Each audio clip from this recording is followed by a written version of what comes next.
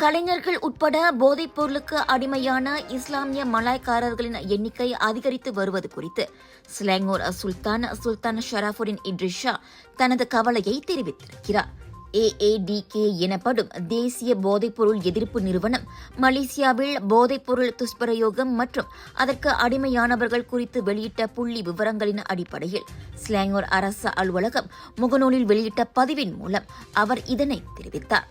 கடந்த ஆண்டை விட மொத்த போதை பித்தர்களின் எண்ணிக்கை 31.6 விழுக்காடு உயர்ந்துள்ளது.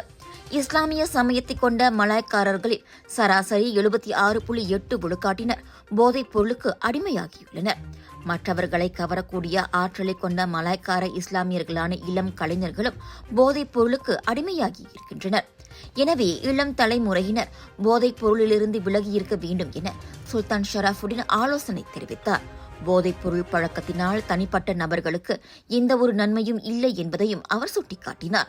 அதோடு போதைப் பொருளினால் பயங்கர குற்றச்செயல் மற்றும் தற்கொலை போன்ற சம்பவங்கள் ஏற்படுவதற்கு வழிவகுப்பதாகவும் அவர் கூறினார். போதைப் பொருள் அடிமைக்கு உள்ளாகுவதால் குடும்ப அமைப்பு முறையிலும் பாதிப்பு ஏற்படுவதோடு பாலியல் குற்றங்களும் அதிகரிப்பதாகவும் சுல்தான் தெரிவித்தார்.